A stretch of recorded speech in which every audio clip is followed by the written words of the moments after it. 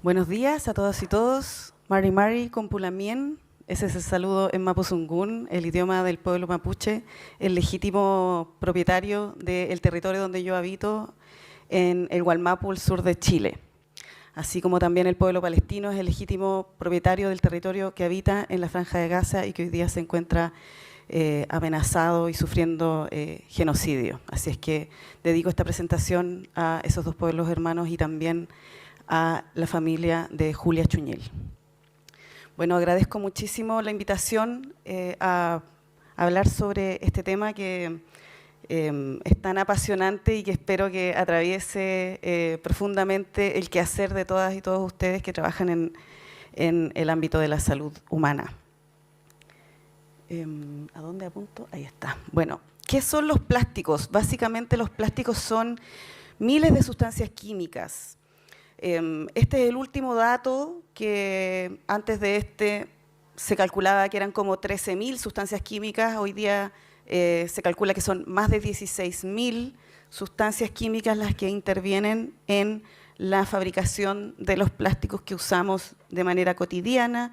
De ellas, menos del 6% están reguladas en alguna legislación a nivel internacional, como el Convenio de Estocolmo, de Rotterdam, o de Minamata, o de Montreal. El resto de las sustancias no está regulada en ninguna parte y más de 3.600 sustancias químicas de esas 16.000 se sabe que son de preocupación para la salud de las personas y no están reguladas.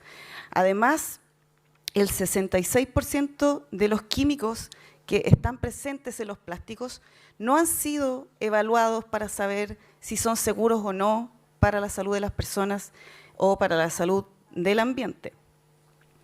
Así es que la verdad es que lo que sabemos de los químicos en los plásticos en verdad es muy poco y se necesita conocer con más detalle cuáles son las sustancias químicas que se usan en la fabricación de los plásticos. Eso ni siquiera los fabricantes del plástico muchas veces lo saben. Además existen las sustancias químicas no intencionales que se generan por las reacciones químicas de los productos que se agregan a los plásticos y, como vemos aquí, la mayor parte jamás ha sido testeada para saber si son seguras para la salud de las personas o no. Y dada esta complejidad es que se están comenzando a estudiar las sustancias químicas agrupadas y hay un grupo de al menos 15 sustancias químicas que son prioritarias por la preocupación que generan en la salud de las personas. Algunas de ellas son más conocidas que otras, como por ejemplo los bifenoles, que son ya bastante conocidos por el público, porque ya se ha advertido sus implicancias en la salud de las personas. El bifenol A, por ejemplo, que está presente en las botellas de agua, que son un producto de uso cotidiano en todo el mundo, muy frecuentemente entregados también en los establecimientos de atención de salud y que tiene efectos en el desarrollo del cerebro, por lo tanto también en el comportamiento, también tiene efectos en la salud reproductiva, se asocia a cáncer de mama,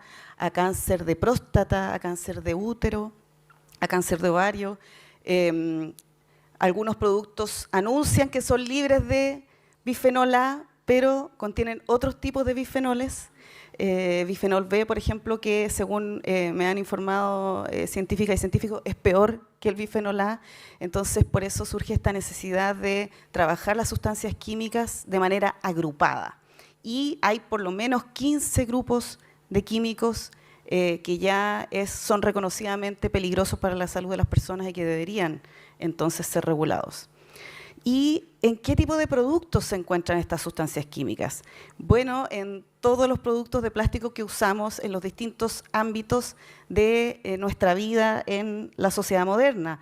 Cada vez más se usan plásticos en la producción agrícola, ganadera, la producción piscícola también, y eso genera contaminación del suelo, genera contaminación del agua y por supuesto que esa contaminación también se traspasa a los alimentos que se producen en esos sistemas.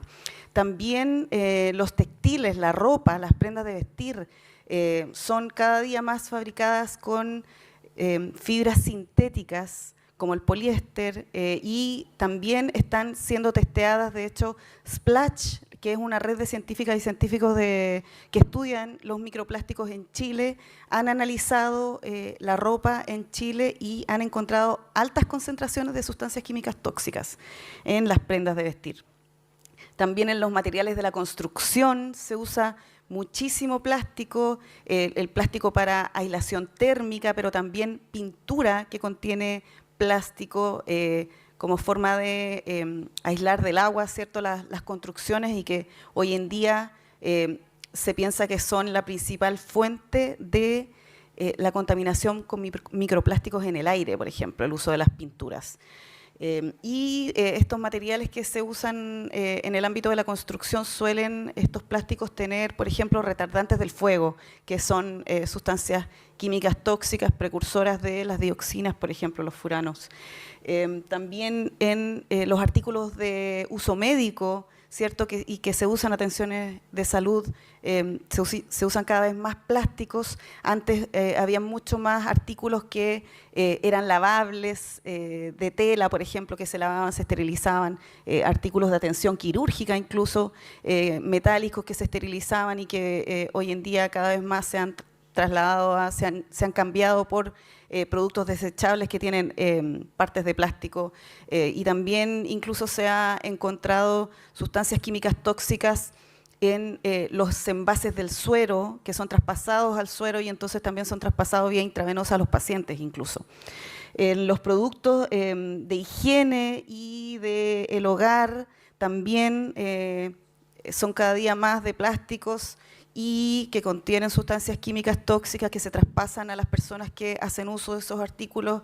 Sobre todo aquí las mujeres estamos más afectadas por las sustancias químicas tóxicas que contienen esos artículos, porque somos el género que se ocupa más de las cuestiones domésticas. También en el transporte se usa cada vez más plástico. Yo diría que ese es el sector que es menos problemático, porque los plásticos allí son de larga duración, a diferencia de la mayoría de los otros sectores que son cada vez más plásticos de uso desechable, de un solo uso.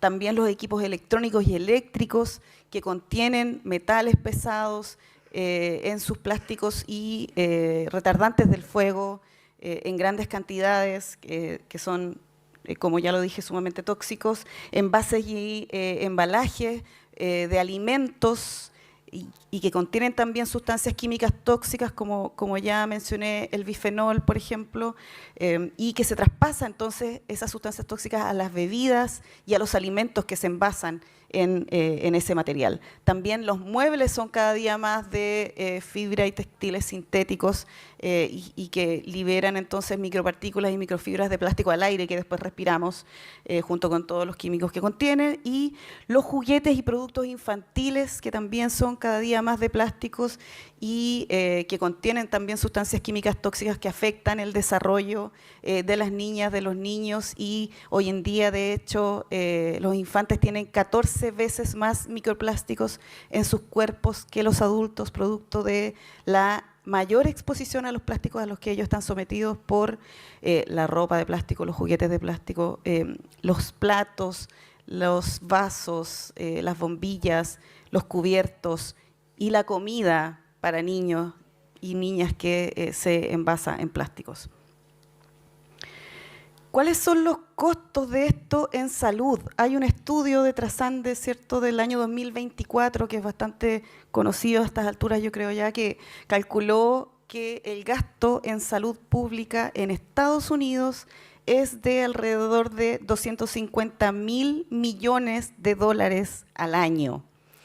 Este es un cálculo estimado conservador, porque se basó solamente en las sustancias químicas que tienen suficiente información para ser relacionadas con un grupo limitado también de problemas a la salud, como pérdida de coeficiente intelectual, problemas reproductivos masculinos, diabetes, obesidad, enfermedades cardiovasculares, pero hay muchos otros químicos que se están investigando, que no hay suficiente información todavía para hacer esa relación directa e incluirlos en este cálculo. También hay más problemas a la salud relacionados con los químicos en los plásticos. Me quiero detener en los problemas reproductivos masculinos un segundo, porque el relator especial de Naciones Unidas sobre sustancias químicas tóxicas y derechos humanos, en su informe sobre el impacto de los plásticos en los derechos humanos del año 2017, creo que es su informe, ya llama la atención sobre los derechos de las futuras generaciones, los derechos reproductivos, y cita un informe que calcula que para el año 2045 el conteo de espermios masculinos humanos podría llegar a 0. Esa es la magnitud del problema que estamos enfrentando hoy en día.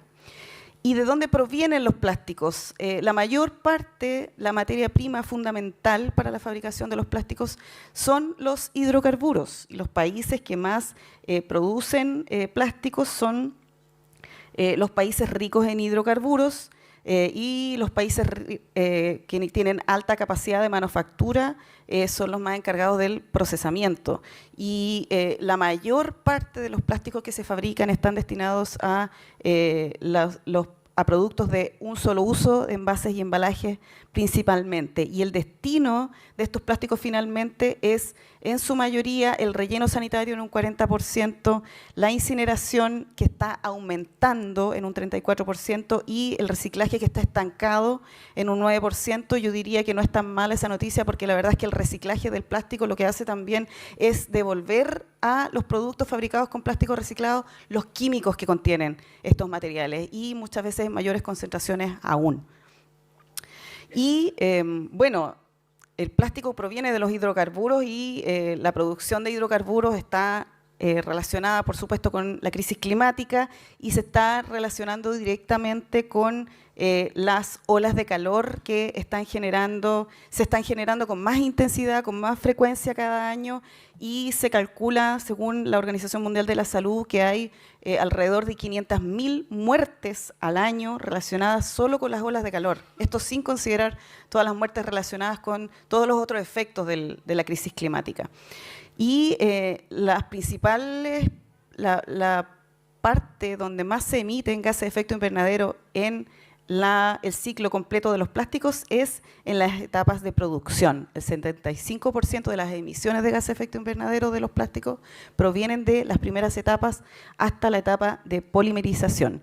Y si se sigue produciendo plástico a la escala en la que se está produciendo hoy, solo la producción de plástico va a consumir todo el presupuesto de carbono de aquí al año 2060. Eso incluso si detenemos todas las otras fuentes de gases de efecto invernadero por otros sectores.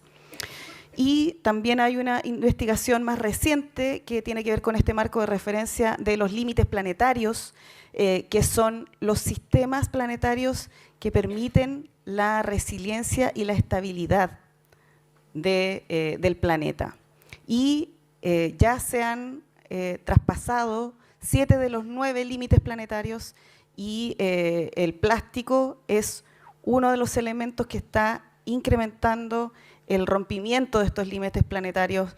Tiene que ver con muchos, aporta a la crisis climática, a la pérdida de biodiversidad, a la contaminación del aire, etcétera.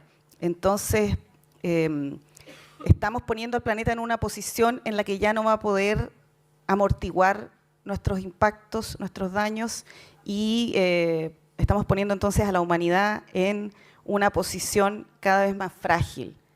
Finalmente, al parecer, si seguimos como estamos, lo que va a quedar en el planeta va a ser solamente personas enfermas y plásticos. Y bueno, como conclusiones, aunque los plásticos sean un muy buen negocio, aunque para pocas personas, pero personas poderosas, debemos asumir que el impacto que generan en la salud planetaria es realmente catastrófico. Y, por lo tanto, necesitamos romper esta tóxica relación que tenemos entre la humanidad y los plásticos.